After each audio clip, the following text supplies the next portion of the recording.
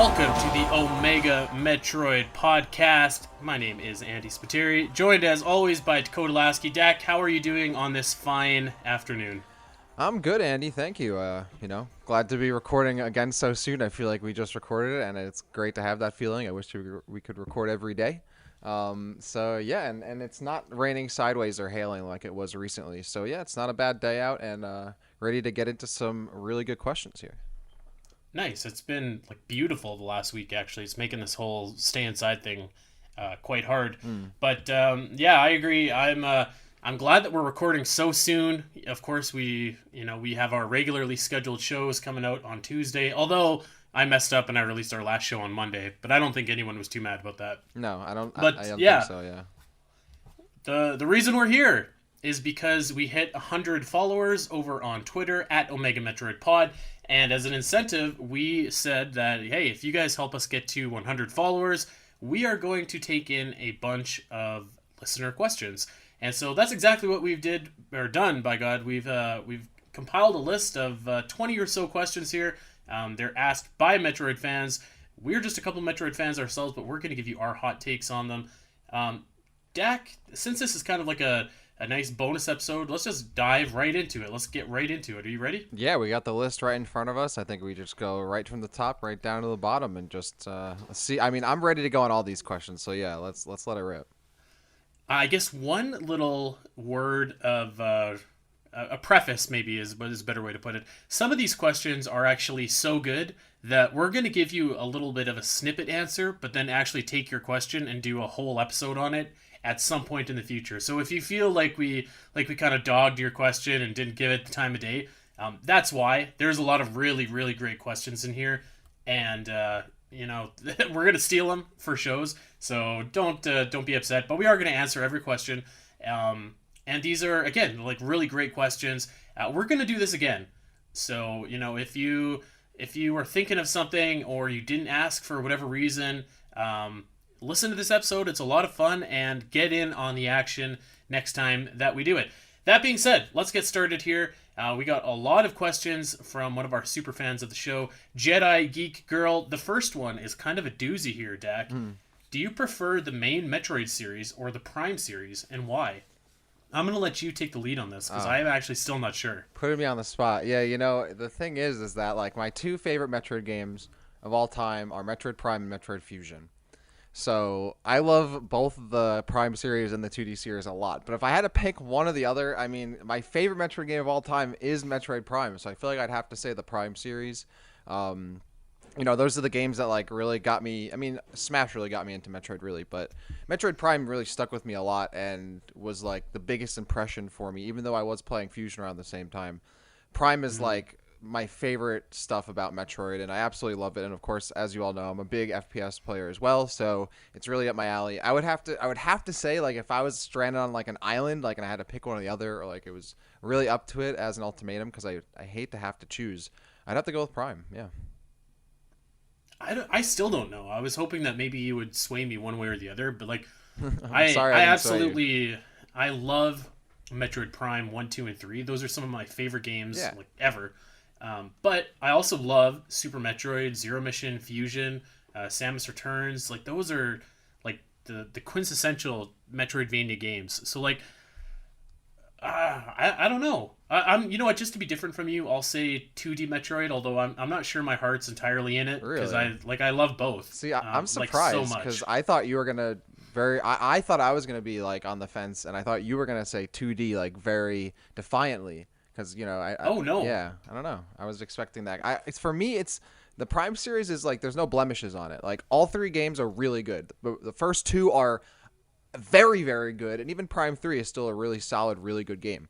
There's everything else, the main line. It has, obviously, it has Super Metroid, it has Zero Mission, it has Fusion, it has Other M, it has the original Metroid 2. It has it does have. It's not as consistent To be fair, there are more games though, so there are more Well, opportunities. hold on. You've got, I mean, and I know that you're a big fan of this game, but you've also got Metroid Prime Hunters in Which the is Prime a series, godlike which game, isn't, another top which tier isn't a game. lot of Metroid fans' cup of tea. I would say Me- mine included. Metroid We've Prime got Federation Force, which is also not Okay, necessarily a okay, lot of yeah, people's cup fair. of That's tea. true. I forgot about. All right, you're true. I forgot about Federation Force. That's fair. But if we're then looking at okay, what are the weakest games of each series? Like the Metroid Prime series' worst game is Federation Force, but it doesn't have another M.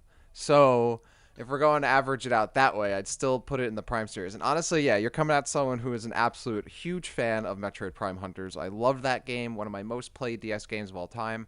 I absolutely love that game. So 4 out of the 5 Metroid games are some of my favorite games of all time, and the other one is it's not a horrible game. It's just it's not a great Metroid We game. forgot that fine Metroid Prime And pinball, another, which there we actually go. looks pretty sweet. Another great game. 5 for 6, I would say, for Metroid Prime. Now, so that's now hold on a stack second it here, up because that way. I'm going to push back a little bit. Yeah, you made me even more convinced. Yeah.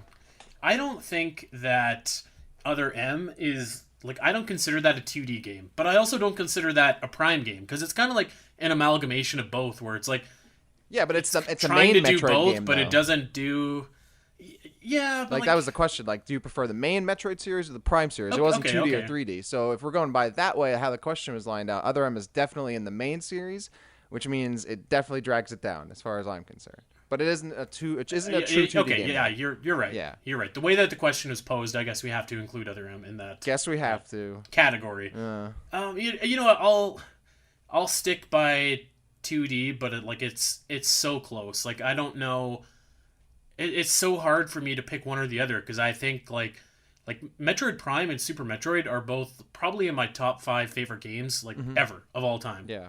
They're just absolutely classic, and it's like, it's just like, what do you like better, steak or ribs? Like, I like both. Exactly. You know what I mean? Like, Yeah. it just depends on, like, do I feel like steak or ribs today? So Absolutely. yeah, great question, and what a way to get us kicked off here.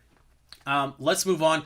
Tony from Low Rule Legend asks, what would be your dream Metroid Prime 4? Now, we kind of covered this a little bit in our second episode, available in the Omega Metroid archives, Yep. but I would say that a dream Metroid Prime 4 is going to be something akin to like a Breath of the Wild for the Metroid series, where like it takes the kind of core principles that we all know and love from Metroid Prime, but it expands them, and it rethinks them, and it flips the script, and it does a whole lot of like different stuff that we weren't even thinking of, that we didn't even know that we wanted yet, but it does it.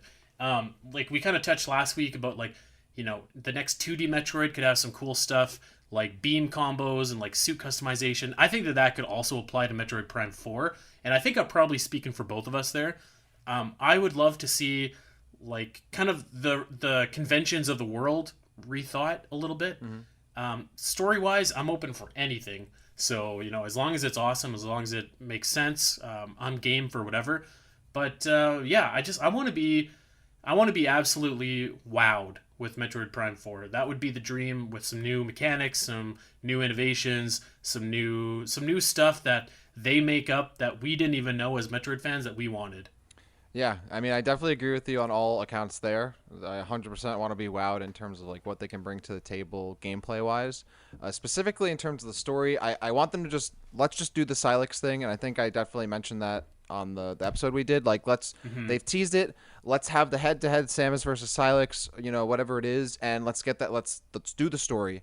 I need 3 Ridley boss battles at the very least for that to be a solid game.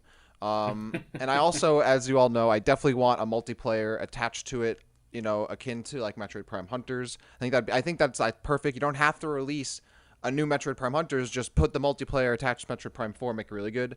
I think a package of like the Prime package for Metroid Prime 4 for me would be, got a stellar campaign, really intense, like just let's finish out this Prime saga like on a high note. Not that it wasn't on a high note. Let's continue to add another high note to it. Samus versus Silex, a bunch of Ridley stuff as well. I want to see what happens between, Metroid Prime 3 and Samus Returns for Ridley. And then we have a sick multiplayer suite as well you can play with on the Switch, and all that cool stuff.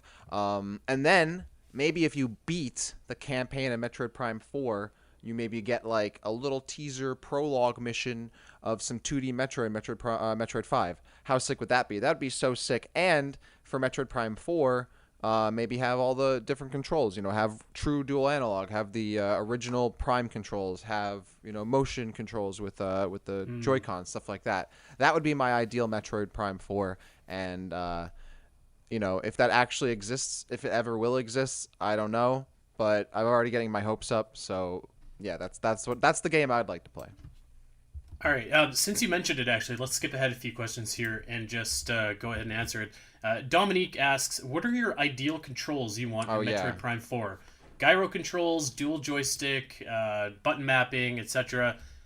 I think classic is the way to go here. Like, and not classic Metroid Prime, but like just classic dual analog Right. gameplay. Yeah. It's so easy. It's comfortable. And I feel like that probably is going to be the direction that they're going to go. Like on the GameCube, they didn't do that even though they had dual analogs. The C stick was for like was it for the beams or the visors? I can't even remember now. It was for the it was for the beams. beams, yeah, because the Yeah, visors the were on the beams. D-pad. So I mean, take advantage of that. Like you have a lot more different buttons that you can use now. As great as playing the Prime Trilogy is with the Wii, which felt really good. It's just time. Let's make it. Don't overthink it. Let's just do dual analog. I'm sure that they'll probably put like the gyro control option in there, which I will immediately take off because I hate using gyro controls for anything. Going back to Breath of the Wild, the shrines where you have to like tilt your Joy Cons to move the shrines are like the absolute worst. So just don't overthink it. Dual analog. That's the way to do it. Yeah, I mean, honestly, the original Metroid Primes should have had dual analog, and there's no reason not to have it now. Console FPS games have had it for 2 decades, going out, close, longer than that now. So yeah, should absolutely have true dual analog. Let me play it like that. And if people want to play with motion controls, or they want to for some reason play the classic way, which is I don't understand why they would, because it's inferior. Let them. But at the very least, I think they should have let people be able to pick between true dual analog and motion controls, because the console is able to accommodate both. And I know some people do like motion controls, and there is an argument for them being slightly more accurate than running with just true dual analog. So in terms of preference, I think people should be able to have the ability to pick their preference. But that being said, at the very least, let's have dual analog controls, because that's really, the bare minimum of what you should have for a console FPS. So that's what I would like to see. But as I said, give people the option. That'd be cool. I would be shocked if they didn't just use regular dual Yeah. analog and have the option of motion controls as well. Same. That would stun me. Okay, let's move on. Jedi Geek Girl asks, "What is the most underrated Metroid game that people have not played?" I think I can guess your answer. The most underrated Metroid game that people have not played. I mean, it's if you haven't played Metroid Prime Hunters, I feel like you're missing out Ding ding ding. so much, because it is underrated. It is such a good game, and a lot of people, I know a lot of people did play it, because as far as I know, it sold pretty well on the DS, and it was a pretty popular multiplayer game for quite some time on it. But not everybody had a DS, and everybody played it. Though a lot of people did. Yeah, that's such a good game. I adore that game. I have so many great memories of playing it online for hours, as a kid, and even the campaign I really liked. I loved all the characters. It was, the first time it really felt like the universe for Metroid for me was really expanding, and like and again, I was someone who I grew up as like a Nintendo kid, but a lot of my friends, they had Xbox, they had PlayStation, so they had tons of console shooters and this and that and those kind of games that I like to play as well. But Nintendo didn't really have that stuff. So when Metroid Prime Hunters came out on the DS, I was like, wow, finally, like I can play like multiplayer, FPS games on my DS. Like that's so sick. And I put in countless hours. I mean, I really probably put in hundreds and hundreds, if not like 1,000 or more hours into that game. I have to, because I played all the time. Yeah, 100% recommend it. You can't really play it in its prime, in the originally when it was originally on the Wi-Fi connection service, and before it kind of got overrun by like the freeze glitch on the ground and like kind of hackers and stuff like that. But in its prime, in the original, in its heyday, it was so good. You can still play it though, and I think you can even somehow play it on like an emulator on PC too, which I think has like anti-aliasing and makes the game look a little better. And you can play it with obviously like maybe PC controls or a controller instead of using the stylus and or the DS or whatever it is. Yeah, definitely recommend it if you can get your hands on it. I love that game, and if you can get people to play with, that's even better because it's a lot of fun with friends. Hunters is also available on the Wii U Virtual Console as Oh well, if wow, anyone is true. looking for Yes, it. also. I was actually considering buying it for the Wii U console because I was using the stylus controls when I was playing it the other week, Hmm. and I don't like stylus controls at all. So I was thinking about going that way. Um, Underrated Metroid games. It's kind of a hard question because like I feel like almost every Metroid game is underrated, maybe except for Prime and Super.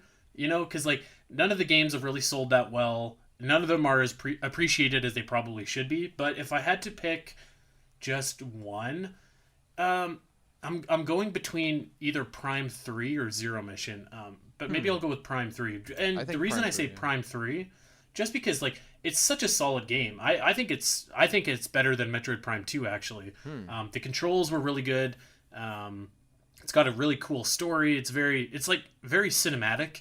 Yep. But I think that by the time that Prime 3 had come out, people have like kind of got their fill of Metroid Prime. We had the trilogy come out in rather quick succession, which is strange for the Metroid series at that point. So I think a lot of people slept on it. Nintendo didn't bother to promote it at all, so nobody bought it for the Wii, despite the fact that like there was a million Wii's out there. Well, like 100 million Wii's out there actually. So I think a lot of people slept on Metroid Prime 3, and I don't think that it's uncommon for people if they pick up the trilogy to play Metroid Prime. Maybe they'll get into Metroid Prime 2, but then you're just like, okay, I'm going to put this down. So I think that like a lot of people just kind of skip over Prime 3, which is too bad because it has a great story, it introduces great characters. I think it has like the best gameplay just in terms of like how you move and like the camera and stuff like that of the series. So yeah, Metroid Prime 3 is my answer, but also Zero Mission. You should play that. Anybody listening, if you have not. Yeah, Zero Mission is such a good game. Prime Three is a. I mean, Prime Three is such a good game. It's just that it's not Prime One or Prime Two, which people like traditionally look at as Yeah. like the best ones. So like, yeah, I can see it being underrated in that respect. But even then, like, it's still such a very solid game. You're right. I think the controls, even for being motion controls, were still fun. And I remember when they originally like announced it and showed it at E3 and the gameplay, I was like, like that was I ate it all up. I ate it all up. I thought it looked so cool and it was so much fun. And it was like someone who's also a big Ridley fan. Like the beginning of the Two game, you Ridley go fights. right into him and then you fight him again later. I was like, this game is wow, like this hits all the notes, and it did, and it still does. It's still, for me, if you ask me like what the best Metroid Prime game is, I always pick Metroid Prime, the original. But to like score them or rate them, I think they're all very, very close. High 90s, mid 90s for out of like 100 for me, and the difference in scores is very minimal. So yeah, I love Metroid Prime 3 Mm-hmm. and Zero Mission. Yeah, another amazing game you should definitely play. It's usually the game I recommend to people if they haven't played Metroid before. Oh yeah, I think Zero Mission completely replaces Metroid One. Oh Like yeah, there's completely no reason to replaces play it. the original Metro unless you just like want to play it like or you're a retro gamer or something like that. All right, so this is a great question, and it's something that we haven't spent a ton of time really talking about on the show. Griffin only asks, "What is the most underrated song in the Metroid franchise?" Hmm. That's a great question. I was thinking Underrated. like Metroid music is kind of weird because like there's not necessarily one like main theme. Like there is like a Metroid main theme, but it's probably as popular as some of like the other side themes or whatever. You know what I mean? And Hmm. it's like one of these like there's not really one song that towers above the rest. Like they're all kind of on a even playing field. So it's like picking picking an underrated song from like that group of maybe 10 or 12 songs is like I feel like those are all kind of the same. So I tried to think outside of that box where like obviously you have your Bryn Stars and your versus Ridley fights and like your Vendretta drifts. Hmm. So I ended up thinking, and I'm probably gonna butcher how I pronounce this, but I've always just pronounced it this way, and I don't know why. But Brio from Oh, Metroid Prime Three, such a easy good for me to track. say. And yeah, like I think that that's a great track. It's very Prime sounding, but it's really awesome. It kind of has that like epic kind of feel to it. It's got like I don't know, like maybe like a sense of like history or something like that that I kind of get the vibe of when I hear it play. I always really like it. It's probably the track that sticks out the most to me in Metroid Prime 3. And kind of going again with Metroid Prime 3 being one of the most underrated Metroid games, I feel like this is one of the most underrated Metroid songs. So that was my answer. Although I didn't arrive at that answer very quickly. I had to really think about it. No, that's a good track and one of my favorite Metroid Metal remixes too. I'm a big Metroid Metal fan, and they did a really good version of the Metroid Prime Mm-hmm. 3 and like the Brio theme kind of like meshed together, and it's really good. Yeah, for these are two underrated songs, at least for me, and also favorites of mine. But the Down Frigate theme from Metroid Prime, when you first enter the ship like in the water and you kind of like traverse in there underwater.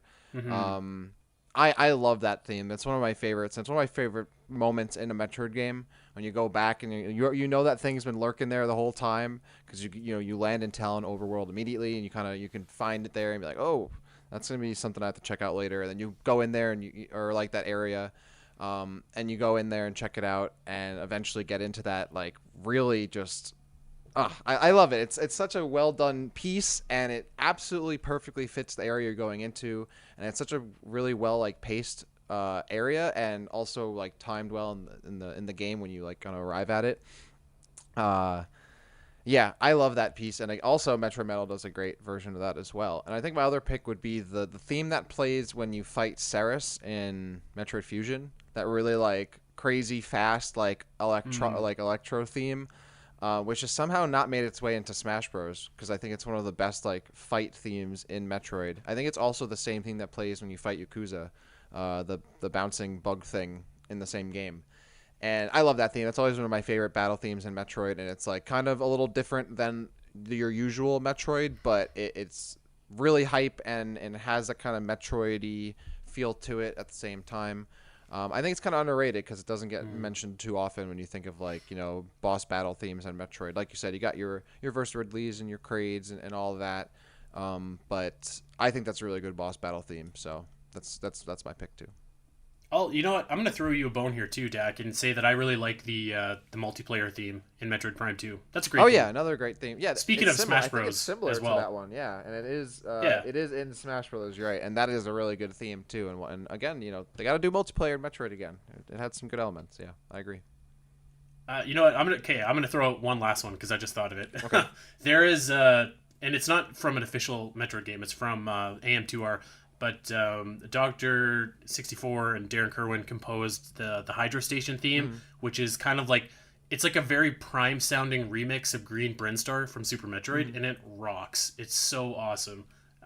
So I mean, obviously, I don't think people talk about it because it's not from like an official Metroid game, but it's awesome. Okay, let's move on. Jedi Geek Girl is back with a few questions in a row here. What is the most embarrassing moment you had playing a Metroid game? Dak, we were talking about this. I don't know. I don't think I have like an embarrassing moment playing a Metroid game. Yeah, I mean, Metroid's one of those games you usually end up playing by yourself. So if anything embarrassing did happen, like no one would be around to really see it. I'm trying to think of like, and I rack my brain around this one a lot. I'd have to think that there was some embarrassing moment that happened to me playing Metroid Prime Hunters for like a Game Battles clan or something, and I probably like didn't clutch a game or something, or I sucked really bad and it was made us lose. I don't know. I'm sure that happened, and it's stored in like the basins of my memory. I just can't unlock it. But I think the only other time that maybe it wasn't embarrassing, but like I felt embarrassed, maybe not, I don't know. I just remember when and this isn't necessarily with Metroid specifically, but when Ridley wasn't announced for Smash 4, and the last character, I was watching this guy from Japan who had like had the game early, and he was streaming himself unlocking all the characters, and I was so sure that Ridley was going to be like one of the last two characters unlocked. I was so sure. And like the last two characters he unlocked were like Rob and like Duck Hunt Dog. And I was like, bro, this is embarrassing. I felt awful. And I certainly felt a little bit of embarrassment because I was pretty sure I had to wait a whole another game cycle for him to finally get in. But yeah, that's a hard question because I honestly can't think of any ones where I straight up felt embarrassed playing Metroid, and that's probably a good thing. So Hmm. yeah, I don't know. That was a hard one. Yeah, I'm sure that there have been multiple times where my gameplay has just been strictly embarrassing because I'm not the best player in the world, but I also have no shame, so I'm not Mhm. like I don't care if my gameplay is terrible. Yeah. Let's move on and get to her second question, which is another kind of doozy here. What is your most unpopular Metroid related opinion? I want you to go first on this one because I'm curious what you're gonna say. You know, it's tough because I feel like I don't really have any. Like I love Super and Prime. I don't really like Other M, and those are kind of Don't really accepted like it. You mainline. kind of like it though. It's my least favorite Metroid Okay, game. okay, all right. But like these are kind of accepted, like general Metroid points of view, right?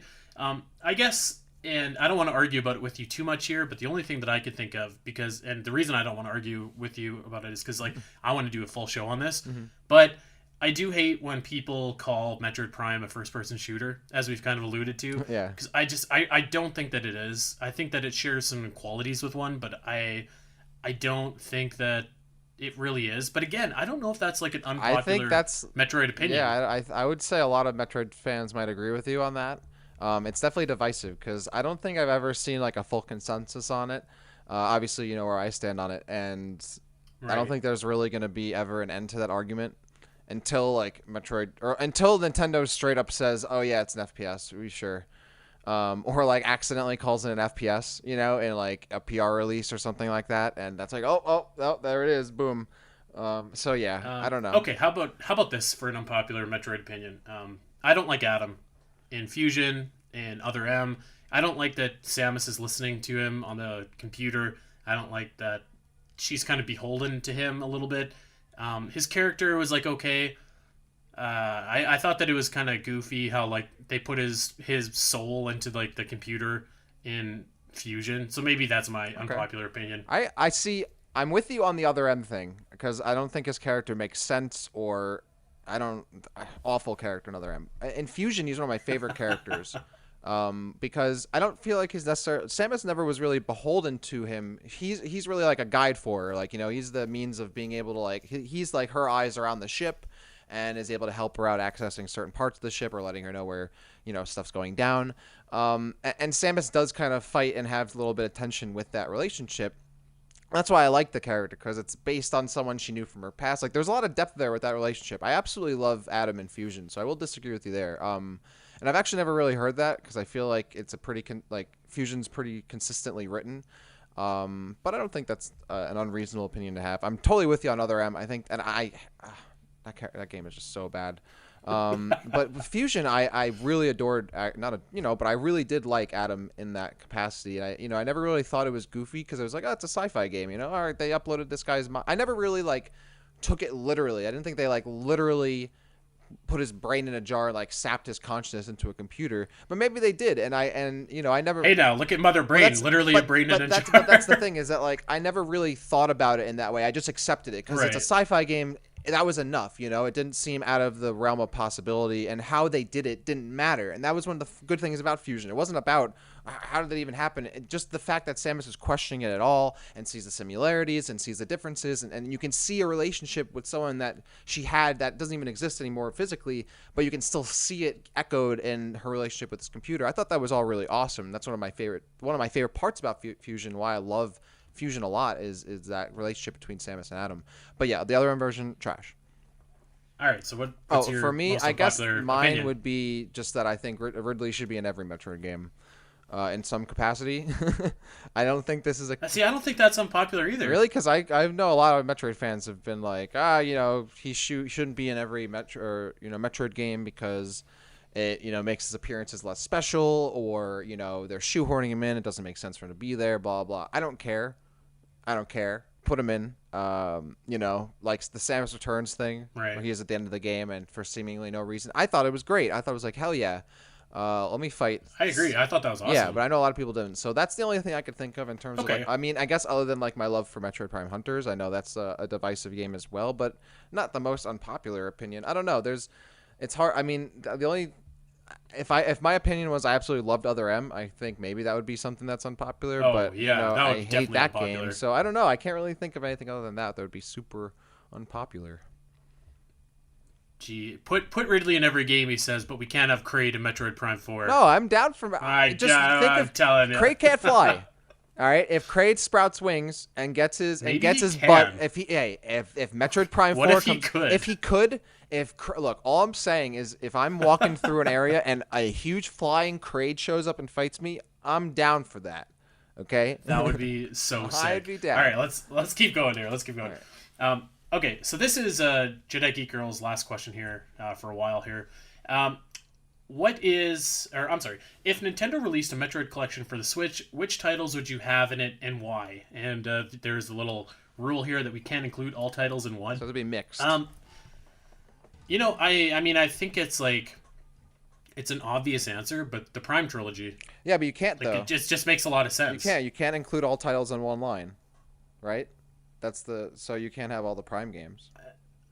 Yeah, but like you wouldn't have a collection where it's like here's Super Metroid and Metroid Prime and Federation Force. Like that just would never happen. Yeah, Um, I guess like the actual reality of it, like they would only release all the mainline or 2D games or only all the Prime games together. right. Yeah, And I feel like you've already got Metroid on the Switch. You've got Super Metroid on the Switch if you're a subscriber. So like those are already there if you want to play them. I mean they could release like a I don't know like a 2D pack or whatever that has Fusion, Zero Mission, and Samus Returns. yeah, That would be yeah. cool. I'd be. You know what they could do that and then add pinball. Boom. That's a package right there. You do Zero Mission, Sure. Samus Returns, Super Metroid Fusion, pinball, right there. Yep, That's I'm down for that's a that. package right there. Or you do the DAC pack, which would be the games that I would personally just put in it: Metroid Prime One, Metroid Fusion, Hunters, pinball, and yeah, you got that's the DAC pack right there. Just four games real quick. That's those those ones I would pick. But yeah, I think that 2D selection with like pinball would be pretty cool. I don't know.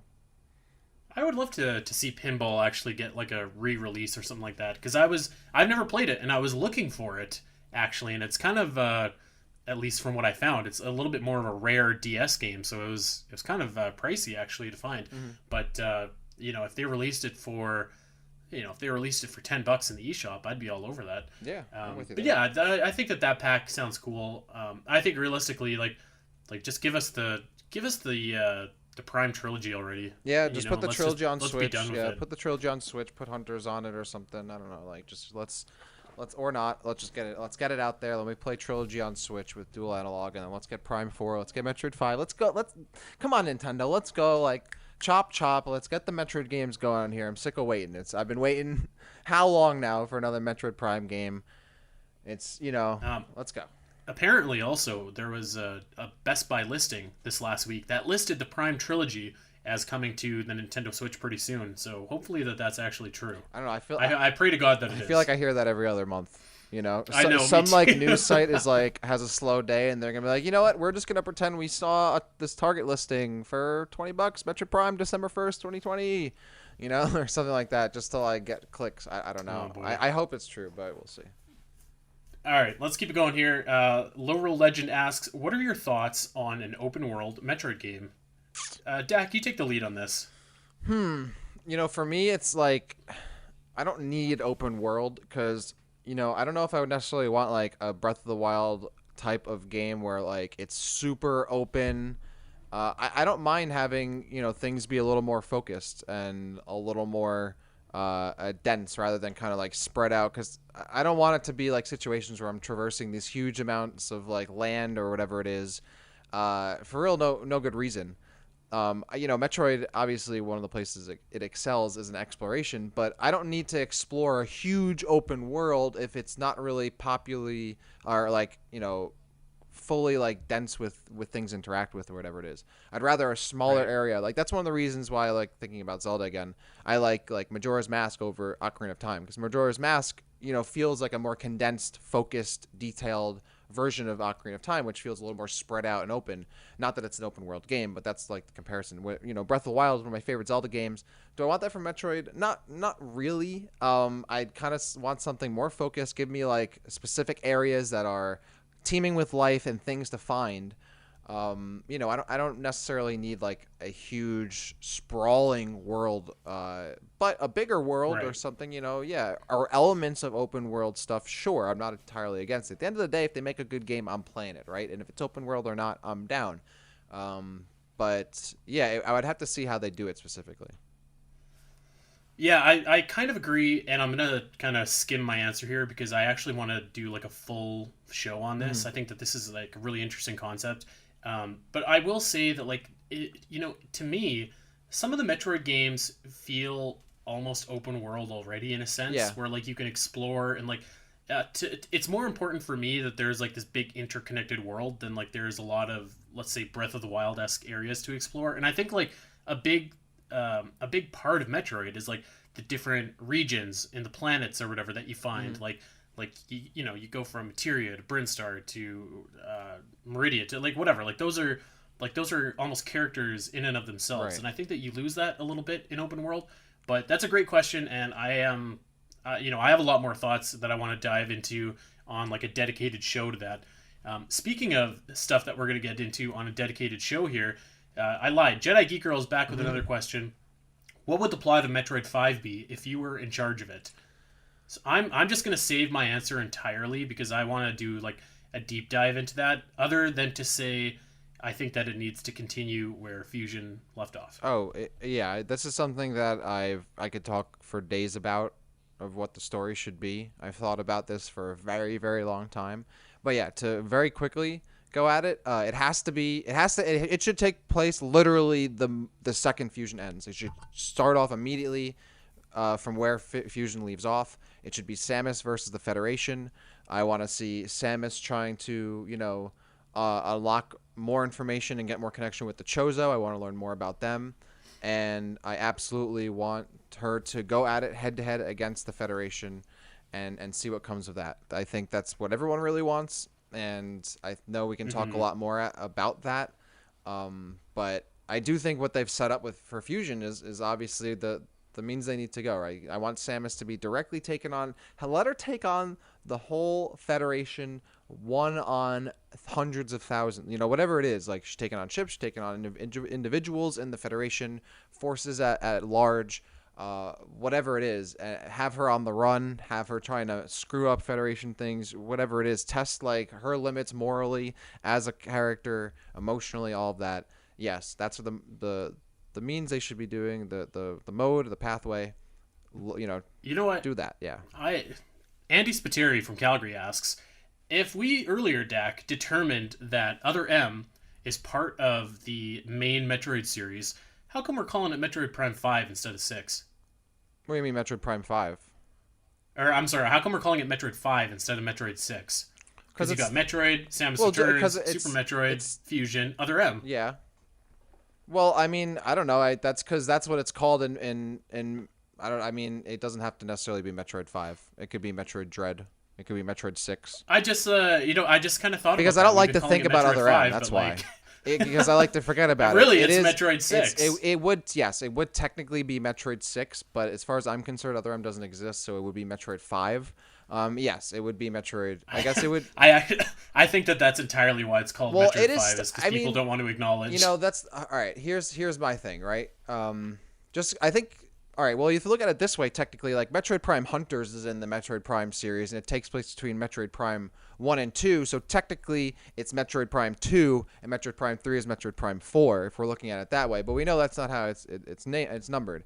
I would think that even though Metroid Prime or Metroid Other M exists, the next Metroid would be Metroid 5 because the numbering I don't think is thrown off by that. We've already seen it hasn't been in other cases in Metroid, and screw Other M. I don't care if it exists or not. We're calling it Metroid 5, and we're going to have a main 1 through 5, and those are the only games you're going to need to play. So Here we go. Actually, I'm going to double back because I finally thought of a unpopular Metroid opinion that I have. Okay.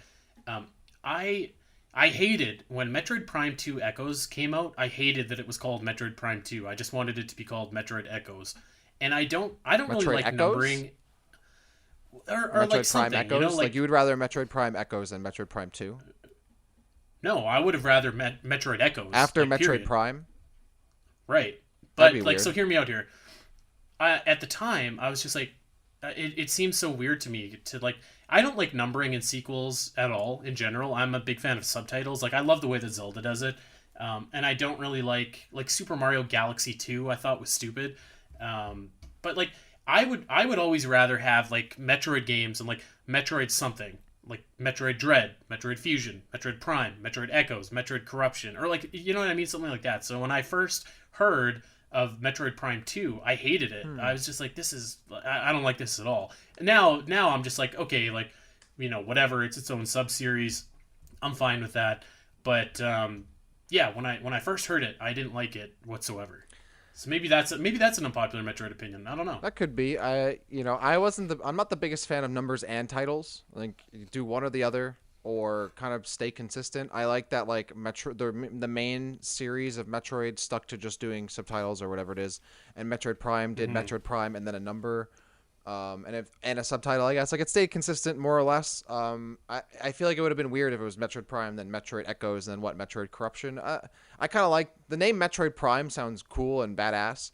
And Metroid Prime 2 is fine. I don't really call it Metroid Prime 2 Echoes. It's a word jumble. Like, just call it Metroid Prime 2. I don't call it Metroid Prime 3 Corruption. It's called Metroid Prime 3. The same reason why I hate that Metroid 5 or Halo 5 is called Halo 5 Guardians. It's just called Halo 5. Well, if you want it to call Guardians, just call it Halo Guardians. But even then, that would be weird because they've called the previous games by numbers. So I'd rather them just stay consistent. Yeah, that might be an unpopular opinion there, man. Because Metroid Echoes kind of sounds weird. Yeah, Echoes is a weird subtitle for sure, and I'm not necessarily in favor of it being called Echoes, but like just Metroid something, Metroid, if that makes sense. Metroid Yeah, Shadowlands, yeah, Metroid Dark World. Who knows? Metroid Dark All World. right, let's keep it going here. Griffin is back with another question here. What's a good way for Metroid to develop general lore? So there's a lot to unpack in this question here, but that's kind of like the essence of the question. I'm gonna kind of be boring here and say that I think that Prime nailed it. Like they discovered the perfect way for Metroid to tell lore. Where like to me, Fusion was a little bit too on the nose with it telling you its story and stuff like that. But in Prime, you go and discover the story by scanning things, by interacting with different enemies and stuff like that. I think that that is the best way that you can develop the lore in Metroid because it encourages you to explore, which is like really the hallmark of Metroid, in order to flesh out the world and the story. So like, maybe there's something better, and I'll know it when I see it. But for me, like, I love scanning and like learning a little bit about the world that way. Yeah, this one's twofold for me. Because again, you all know I love how Fusion's story kind of plays out. It is somewhat like told out and handed out to you on a silver platter. But I think that's a good story. I don't think there's necessarily anything wrong with that. Because at the end of the day, Metroid's mostly a game that's focused on gameplay and not necessarily plot or story. But yeah, Metroid Prime does it so well, and I think the best way for Metroid to develop lore in general is not only just like the scanning, but how Samus comes across places that used to be populated, used to have stuff going on. She comes across the ruins of it. I think that's one of Metroid's greatest strengths, is you kind of see like what it could be, what it used to be through your scans, through interacting with the leftover structures, through interacting with the leftover ghosts or monsters, whatever it is. And I think that's the best way Metroid does it. In the question specifically, Griffin talks about how stuff was like ruined, like Halo Forerunners, for example, and how I'm thinking he's looking at it how in the original trilogy of Halo, the Forerunners were this like background thing. You were in their ruins, you were in their buildings they left behind and their structures they left behind, but you never really encountered them except like their robots or their drones or the oracles, whatever it is. But then in the later parts of the series, you're like face to face with them and they're talking to you, and it kind of like loses that mystique. I think that's what Metroid has still done pretty well, is that the Chozo, we're always left wanting more because we don't get to interact with them directly. We kind of get to go through the worlds they used to live in, the places they left behind, and that's how we've learned about them. And that's what made the scanning so really well done, because you get to interact with all these walls and these places that normally in other games you really don't have any interaction with, but now all of a sudden every facade is really important to you. So yeah, I think that's the best way to do it. They gotta, keep the things that have that mystique in Metroid, keep that mystique, but let us explore them still in a meaningful way. Again, another reason why I hate Other M is that it just takes things that had a mystique or had some kind of mystery or whatever to them in other Metroid games and just flat out explains them or shows them to you in a really crappy way, and it kind of loses that air to it. In Metroid Prime, you get to go through the Chozo ruins. You're going through, all these areas that are populated or maybe like somewhat populated or aren't populated at all, or just overrun by nature, and you learn through the landscape and all of that. So yeah, I hope they do more of that. Keep the things that have the mystery to have more mystery, and maintain that, but let Samus explore what's left. And so far Metroid's done a really good job of that, and I hope they continue to do it. Yeah, I mean it's been 30 years and we still don't really know what happened to the Chozo. We kind of have hints. Yeah. We can kind of maybe piece some ideas together, but like you don't, it hasn't come out and like exactly told you. So yeah, I agree. Like seeing the like remains of civilization and stuff like that Yeah. Always keep them is wanting more, really you know. like kind of a yeah, exactly. That's a big pull for me is like learning and peeling back the layers of the Chozo mystery, which considering like I said, 30 years later we're still unpeeling that mystery. I think that that's the way to do it. So Griffin asks another question here, which kind of ties into what we were just talking about. Um, how can the supernatural side of Metroid be meaningfully explored? The exact question here is, let's say Metroid is 90% sci-fi, but there's supernatural stuff like Chozo ghosts, um, Brians using magic. How can the supernatural side of Metroid be meaningfully explored? Um, I think that you want to keep it to a minimum for sure with the supernatural side of Metroid. I don't think that that's the biggest strength of Metroid. I think like the sci-fi is obviously like it's bread and butter, but like even beyond that, like I think that you lean into like maybe Samus is like a bounty hunter as another big one of her like the Metroid series strengths. I like supernatural stuff in like very very very small Hmm. doses. I'm fine with the Chozo ghosts. I think that that was cool. It's kind of like it's almost like spiritual the way that she gets her suit in Zero Mission in a Hmm. sense. So like I'm also okay with that. Um, I think that you can like in sci-fi, you have this wonderful ability to basically do or perform feats of magic, but explain it away as like really advanced technology, which I think like you can kind of do with the Chozo a little bit. Anything supernatural in Metroid to me I want to limit that to maybe kind of like the Chozo or like races related to them, um, not necessarily like Samus using magic or something like that. I don't know. What do you think, Deck? No, I think you're right on point. The quote that I was thinking of, and I forget who it's attributed to, but any highly advanced or super advanced technology is indistinguishable eventually from magic, right? Like if any of us were to take Right. technology from the 21st century and go back, thousands of years and present it to something that it doesn't even remotely know what it's looking at, how could they possibly distinguish it between me just conjuring it up because I'm a magician or I actually time traveled and showed it to them? So yeah, I think Metroid has always kind of towed that line really well where anything that is supernatural you could kind of explain as well the Chozo, they're so advanced, like they're probably on like another dimension somewhere or something like that. Maybe it's like the after effects of like the remainders of what they were in this dimension or something like that. But even if it weren't explained in that way, I do like how Metroid it doesn't really dip its toe too far into it. You have the Chozo ghosts, Mm-hmm. which again, yeah, are relegated to the Chozo. The spiritual stuff is relegated to the Chozo, and I think that's good because it gives you the dichotomy of the real sci-fi that Samus has with exploring stuff related to like the Federation, and then stuff that has to do with the Chozo gives you a little more of that spiritual quality to it. Gives you that kind of balance.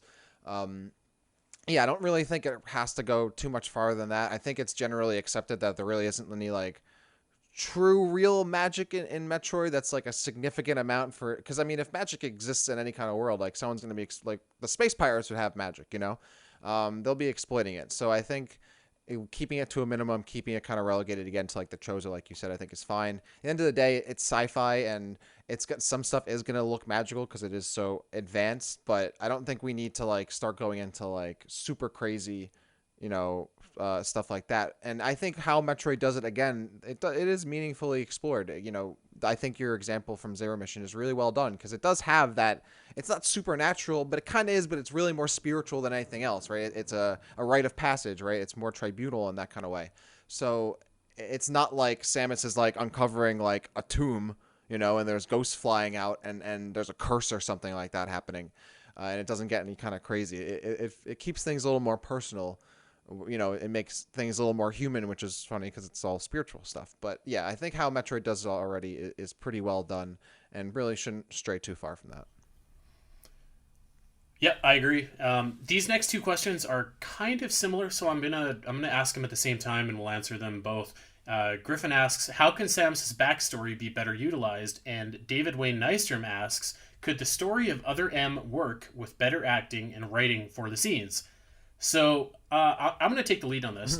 Do so. Yes, the story of Other M absolutely could have worked, and obviously the better acting, better writing, particularly better writing, would have went a long way into making that game's plot, something that we would celebrate rather than kind of pretend it doesn't exist. So you can do, I think that you can do an origin story. Um, or like a story that really is plot heavy like that, you just have to do it well. And Other M didn't do it well because, and you know what, I'm actually going to say I don't think the acting was the problem at all Ugh. necessarily. It was the direction and it was the writing. I don't think that they understood who Samus was as a character and like what the appeal was of Samus as a character. And we're gonna do a whole series of Other M shows eventually down the road, so I'm not gonna spend a lot of time beating up Other M. But I think that truly was the problem. They didn't understand the property that they had or the character that they had. I think that the best way to do a story about Samus's background would be to do a game kind of like Other M, but do it well. Like if they released Metroid Zero, yeah, I'd be down for that and show kind of like maybe where Ridley came from. Maybe you see Samus getting her suit. Maybe you actually finally see the Chozo. I think that could be a very interesting story worth telling. And if done properly, I think it could be really great. It's just like we've tried that in Other M and it didn't work, but that doesn't mean that we can't ever try it again. We just have to make sure that this time we have people who understand what we have, understand the draw of Samus, understand the draw of Metroid, and kind of like we were talking about earlier, they don't hot shot the town, as we say in wrestling. Like you can present the story, but like you don't have to just full on say like the Chozo are here and we're giving you this suit because you are blah blah blah. Like you can make it mysterious still, but like still show the origins of Samus. So long answer short here, I think that a game that focuses on Samus's backstory and origins could be awesome. If it was called Metroid Zero, that'd be great. And I think that if it was well written, it could be really cool. It could be a cool story. I'm gonna disagree on both accounts. So to go to which I'm glad that we disagree a lot. This makes for more fun conversation. For other All right, hit me. So first, could the story of Other M work with better acting and writing? No, because the story doesn't make any sense and it's unnecessary. Yes, it could be acted better and written better. Sure, anything could be. Oh, you know what? I got to jump in here for a quick sec, Okay. Dak. If David, if you're talking about strictly the story of Other M, could that work? If it had different writing, as in like if you completely rewrote the story, yeah, it could work. Could you fix the story of Other M? No, you The can't. story doesn't make it doesn't make any sense and it doesn't need to exist. That's the two problems with it. Is it explains things that don't need to be explained. It takes elements from Fusion that were already done better and writes them poorly or just straight up copies them and doesn't alter it whatsoever. I mean, it literally again takes place on a ship. It explains why Ridley ended up on the BSL, which didn't need to be explained at all. It didn't need to be explained. That was one of the great parts about Fusion. It added a lot to the whole Federation conspiracy thing because they have the Ridley body here. Like, that's a little suspicious. Now it's just, oh yeah, there was this whole crazy stuff happened on the battleship and they dragged out the corpse and blah blah, and they made this so stupid how the story was written that it wouldn't even be worth trying to fix it. You should just scrap it. Like it's like looking at a dilapidated house and that is falling apart and trying to fix it and swap out the walls when any licensed construction person will just raise the thing and just mow it over and build a new house because it's that bad. And I can't wait to talk about it in depth. So no, I don't think it could work. How can Samus's backstory be better utilized? So the writer in me, I really hate origin stories because they're so overdone. They hit the same tropes over and over. And to be honest, I don't care. I really don't. I know Samus's backstory. She was orphaned because of space pirates. She went to an academy. She became a bounty hunter. What else do I need to know? I don't need to know who her high school crush was. I don't need to know what she had for dinner when she was 6 years old with her parent or whatever it was. I don't need to know that. I don't need to know all of the stuff at the academy. I saw what happened, right? I would love to see more of the actual current active character as an adult progress as a character for Pete's sake. Like, damn. And I think what a lot of origin stories get wrong is that they kind of give me the same stuff over and over again, and they leave out or they explain stuff again that I don't need to have explained. Like the Ridley origin, I don't need to know where Ridley came from. As far as I'm concerned, he's some monster from someplace. I want to see the active Ridley character developed. And then with Other M, they tried to come up with some stupid exploration for the species of Ridley, or whatever it is, and that was awful. They didn't need to do that. So yeah, I'm not personally a big fan of origin stuff. Now, if they release Metroid Zero, I'm not. Am I gonna not play it? No. Am I? If it's a good game, am I gonna enjoy it? Of course I will. But it's not what I want necessarily. Because at the end of the day, I don't think that stuff really needs to be explained. I think there's so much more they can do with the active story that's happening that I just hate to always. I hate stuff that constantly looks back. And I think that's one of the biggest problems with the franchise is that it has so much good stuff that's actively happening in the story, and they just constantly keep looking backwards for some reason. I don't really understand why. Because I mean, Zero Mission gives you a little bit of the backstory. That's all you need. You can read the manga or whatever it is, and everyone knows Ridley ate Samus's parents or whatever it is. Like everyone knows. Like you don't like what else do we really need to know at this point? Play Zero Mission. There's your backstory. If you God forbid have to play Other M, I guess you could look at it.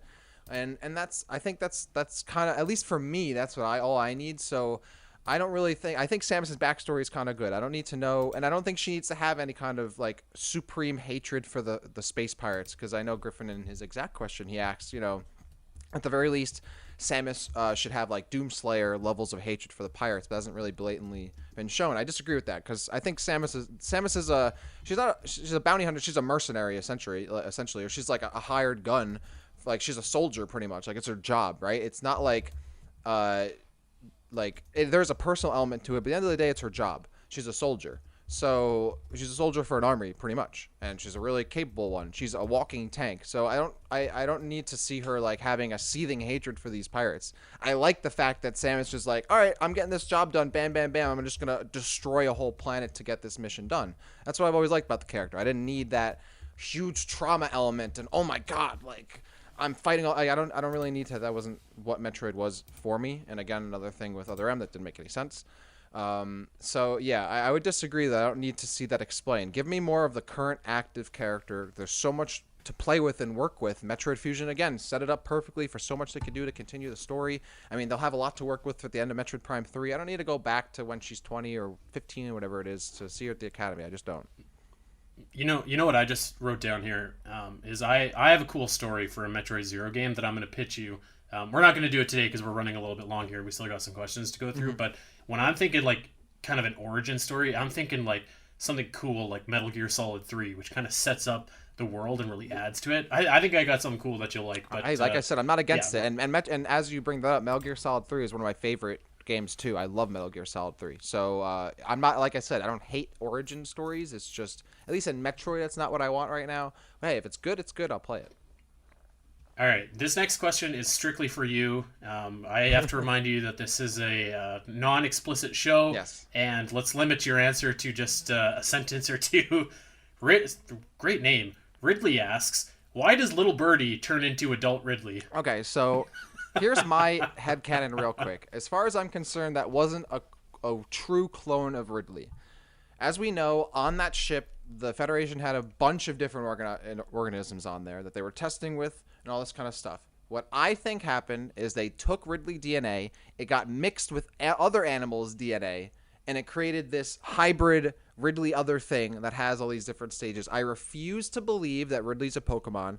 I refuse to believe that the actual Ridley came from that little birdie thing. And I refuse to believe that there wasn't some kind of mix-up, that the Federation didn't somehow screw something up in the process, because they always do. So as far as I'm concerned, that little birdie doesn't turn into an adult Ridley. It turns into that adult hybrid thingy. It doesn't even, if you look at it, it doesn't even look like Ridley. Like, you could even make the case just by looking at the thing that it's not a true, I mean, it literally doesn't look like a true clone of the thing. So it's actually horrible. Like, it doesn't. It literally doesn't look. I think that's one of the weakest parts of yeah, Other like M. it doesn't even like, look like him. Basically anything involving Ridley in that game, like they mucked up Ridley, they mucked up Samus, Yeah. which is like your two big stars of Metroid. So like when the two of them are together, that's the worst scene in the game. So yeah, it's so awful. But yeah, as far as I'm concerned, that's not an actual Ridley clone. And again, another thing that Other M does poorly, that Fusion already did this. Like, oh, why does the Ridley clone look a little different from the actual Ridley? Because the X parasites, like, they're an embellished and like this freakish version of the thing that they're cloning. So it made sense in Fusion. Why would the quote unquote direct clone of Ridley in Other M that it's not been, mixed up by the X or whatever it is, not look? It looks less like Ridley than the Fusion clone of the clone does, which literally doesn't make any sense whatsoever. Yeah, so screw Other M. I don't think that little birdie turns into other adult Ridley. I think it's a hybrid of some other crazy DNA they mix in. I'm sure there's like 10 different organisms or species of alien mixed into that crazy abomination that they created. So that's my take on it. My take is just it was horrible and didn't make Yeah, sense, it's just and bad. that's why. That's This is another question actually that I want to explore in long form on a like a dedicated episode. So let's. I'm going to give you kind of a half answer okay. here. Um, David asks, could F Zero and Star Fox exist in the same universe as Metroid in a shared universe? Would you even want that? Hmm. So my I like this one. answer immediately was no, Hmm. and then I thought about it, and I'm like, maybe yes. And I think I'm still hovering somewhere around maybe yes.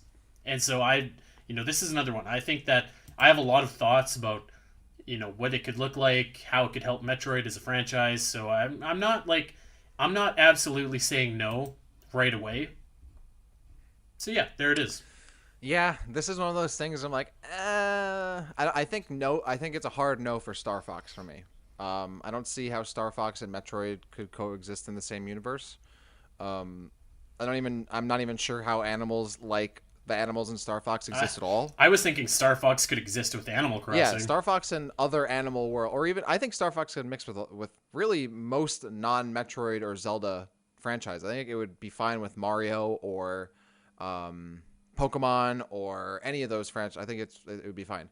And I'm actually surprised that they don't put Fox or any of those characters kind of more with the other, usually promoted Nintendo characters, like on their calendars and other merchandise, whatever. F Zero, though, I could see F Zero and Metroid mixing. Those are universes that are pretty, I would say, the most similar. Like, if you were to pick another franchise in terms of like setting and characters to Metroid, I feel like F Zero is the first choice. So I could see Metroid and F Zero. What that would be, I would have to assume it would be some kind of ship related kind of game, whether it's racing or like, an adventure game or whatever it is, or like, a rail based shooter or something to that effect. Oh, Well, actually, I don't know. let's just dive right into our next. There's like two questions here that are kind of similar and kind of veering into the territory that I think that you're going into Mm-hmm. here. So let's just go ahead and ask them here. Okay. Jedi Geek Girl and Griffin ask questions kind of that are similar. Jedi asks, if you had to make a Metroid spin-off game, what would it be? And Griffin gets a little bit more in depth and says there have been two Metroid games that have been story focused, Other M and Fusion. However, the RPG genre would be very good for story focused games. Could a Metroid RPG work, and what would it be like? So going back to the original question about the Metroid spin-off game, I think that like actually like F Zero like a racing game would be like could be cool. Like why not? But I think that like you want to lean into Captain Falcon as a bounty hunter Mm-hmm. a little bit because that's what he is. But yeah, that I'll save my thoughts for kind of the shared universe show. A Metroid spin-off game, absolutely. I'm down for like literally almost anything. I mean, like we have Metroid Prime Pinball. Like I myself consider Metroid Prime Hunters and Federation Force spin-off games because like Oh yeah, they they're are. like those games are first-person shooters and like that's the focus and like kind of like I said before, I don't necessarily think that the Prime games the focus is on the shooting. So I think that, but I mean, like that being said, yeah, I'm down for any kind of RPG as long as it's good. Like I would love to play an RPG or a spinoff rather, as long as it's good. I would love to play an RPG that was Metroid focused. I think that that could work. I think that you could make it, like either like a tactics RPG game or like a full on like Super Mario RPG style RPG game. Like I think that you could do a lot of really cool things. I mean, like the world is kind of your oyster. Like when you kind of like get rid of the idea of like no this would be stupid because Metroid is a first person shooter game or Metroid is a 2D game. Once you kind of lose that viewpoint and like really open it up, you can have like the world is your oyster. Like Cadence of Hyrule came out and it's a music based Zelda game. And you know what? It's awesome. Would I have ever thought that I wanted a rhythm music style based Zelda game? No. Do I like do I want it to be like a normal thing? No. But it was really fun. It was really, it was fun for what it was. So like I would love to see a Metroid RPG. I'd be down to see a Metroid racing game. I'd be down to see that Zero Suit Samus spin-off game that we Yeah. talked about. Like basically the more Metroid games that there are, that means the better that the series is doing. So, give me Cadence of Metroid. Like I'll take it all. Oh yeah, I'm with you there. 100%. You know, the Zero Suit game, I think like maybe like a Vanquish style Zero Suit game would be so sick. I think my two picks are obviously I really want, you know, a Metroid Prime Hunters 2 or some kind of, you know, team shooter. Just, you know, whether it's tactical, more like Counter Strike or Valorant, or it's, you know, maybe something along the lines of like Quake or Halo or something like that. I would absolutely love that. You got to check my Twitter for that mock up I made of like a That actually looked yeah. so Check that cool. out at the Rapture And I don't know underscore. anything about Valorant, but it looked If awesome. it is like I based it very heavily on the Valorant character select screen that they, you know, released, so and it is available.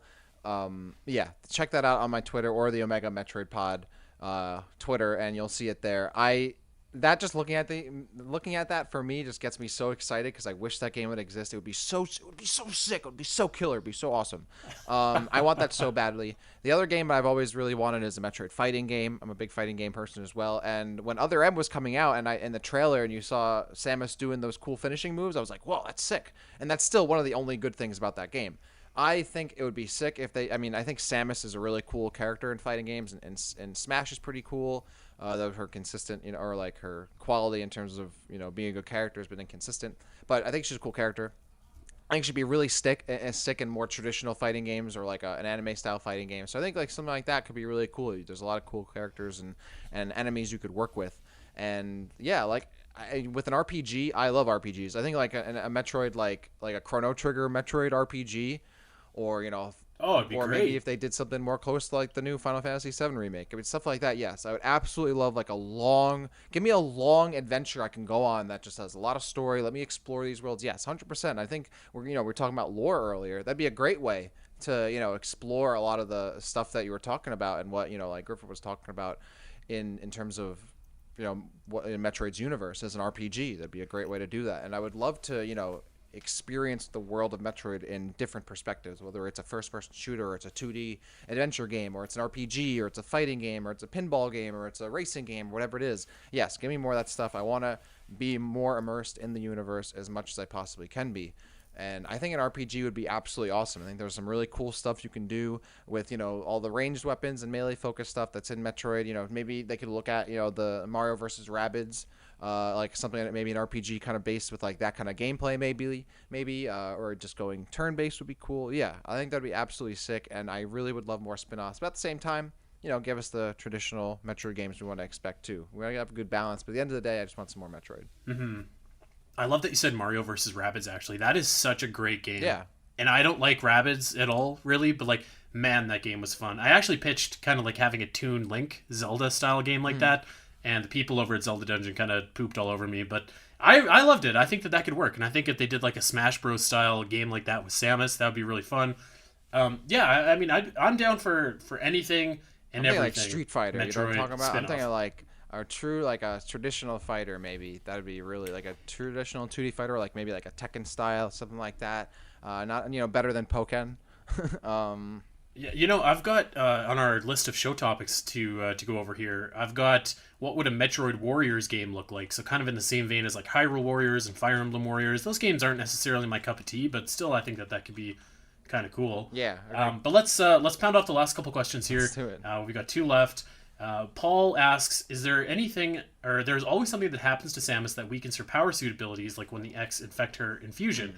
What fun, off the top of your head ideas would you speculate in seeing happen to Samus No, in we Prime just 4?" talked about this. Now, we just Yeah, we talked just about talked about this. this. So, like, I, you know, I think that I've always been a fan of, like, the enemies stealing her abilities. Like, I thought in Prime 2 that was really great. How, like, the Ing stole all of Yes. Samus's abilities, and you, like, had to fight the like, specific, like, you had the grapple Ing, and you had, like, the boost ball Ing. I thought that was great.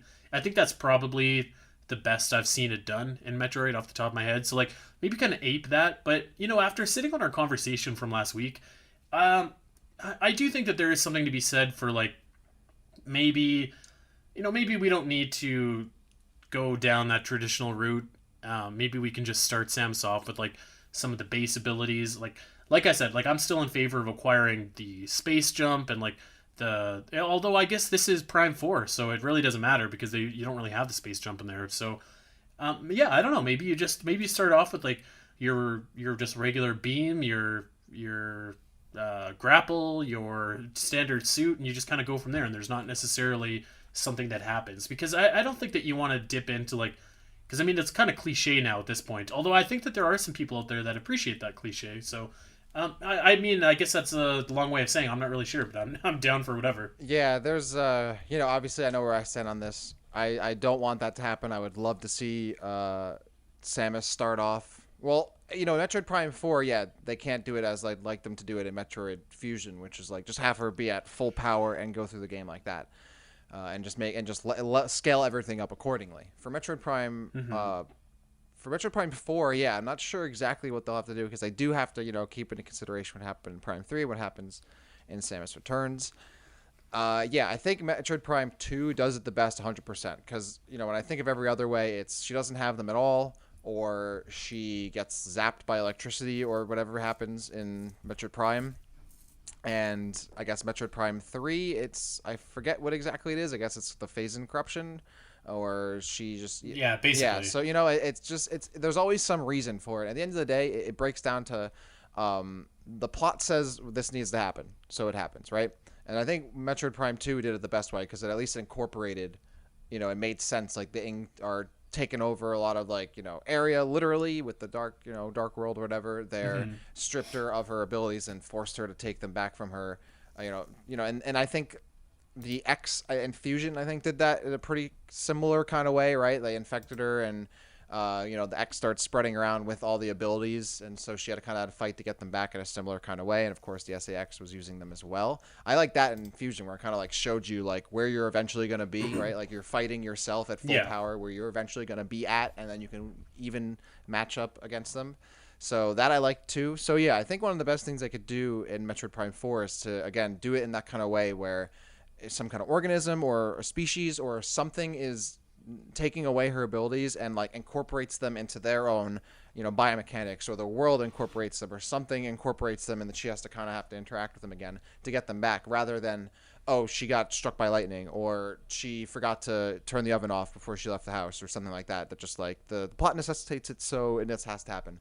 I think if we kind of went along the lines of Prime 2 or Fusion, that'd be great. I think specifically, I don't know how it would work, but maybe if the somehow let's say Metroid Prime 4 takes place on I don't know, a living planet again or something like that, and somehow the regions she encounters are able to incorporate her abilities, and she has to fight these I don't know, manifestations of the region, or the world comes to life, or she's fighting nature again. I don't know. I have no idea how they could do it differently, but yeah, I do think they need to either not do it at all or have it kind of done in how Metroid Prime 2 or Fusion does it. Yeah, I think to me it doesn't really matter. Yeah.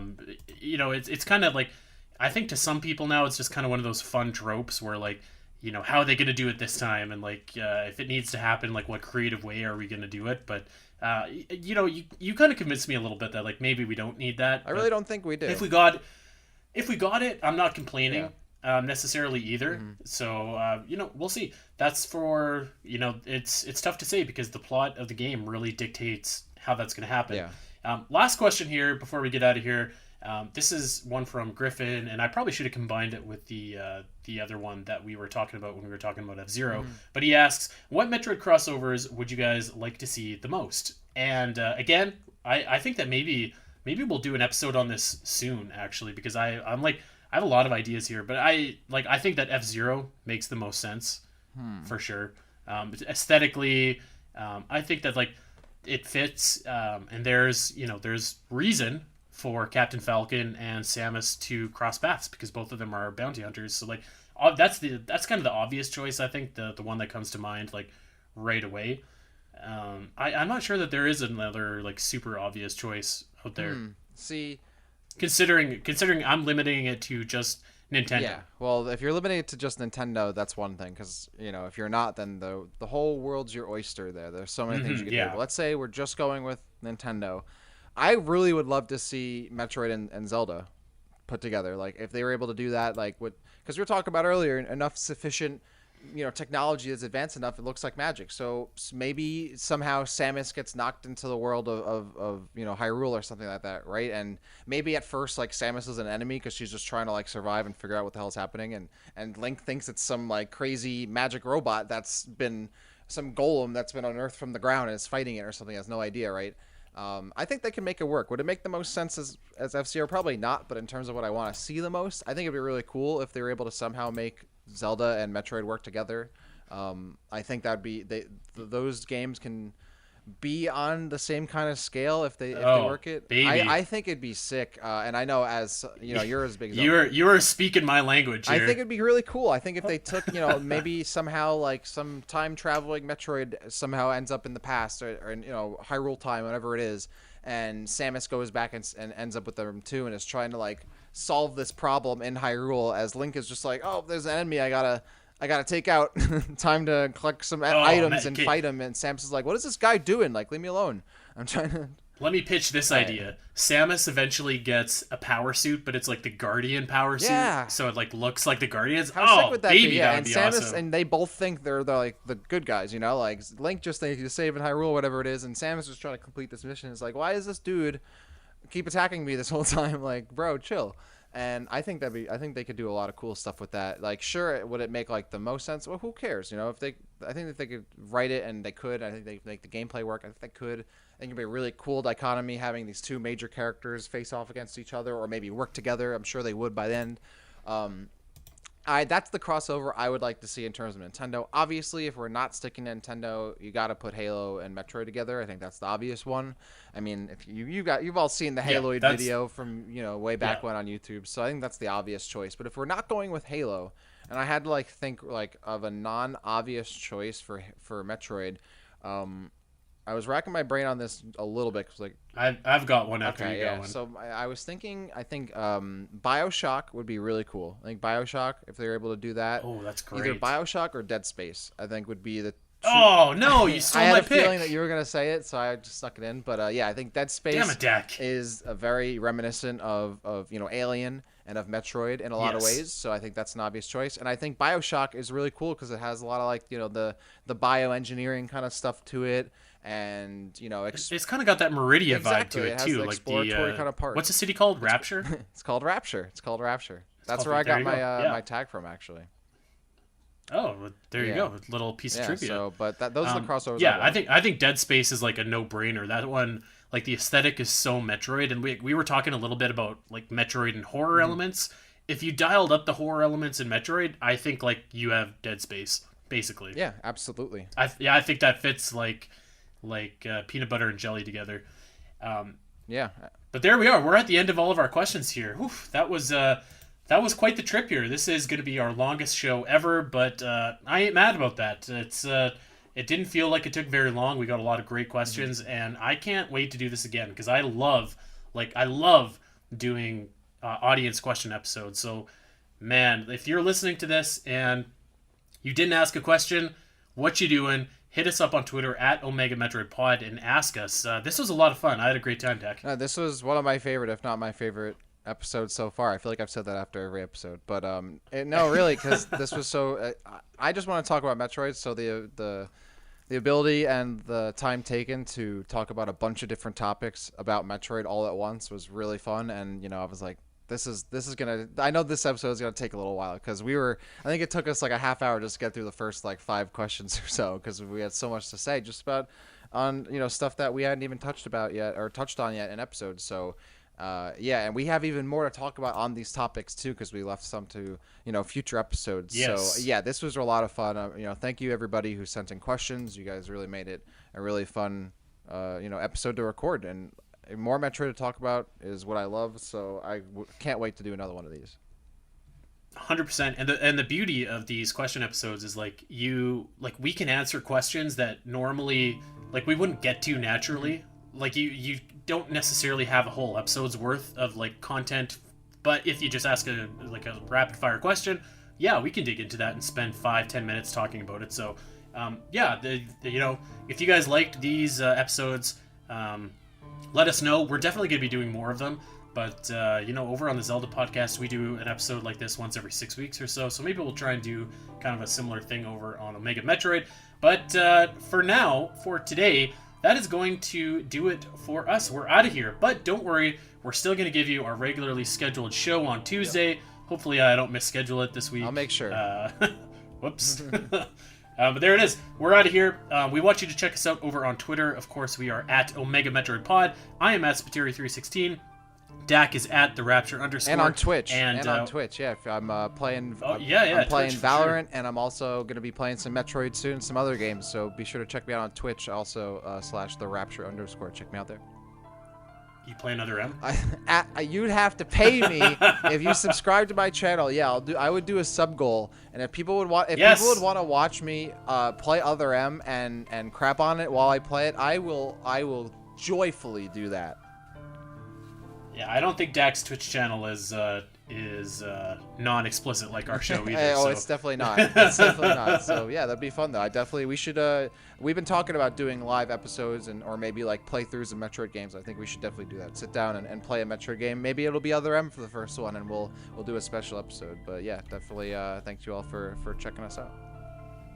Yeah, and of course, hit us up over on Podbean, on iTunes, on Spotify. Drop us a like, drop us a subscription, drop us a 5-star review if you think we've earned it, and most importantly, of course, tell your friends, tell that Metroid fanatic in your life that they finally got a podcast where they can come and hang out weekly and listen to two dudes talk about Metroid.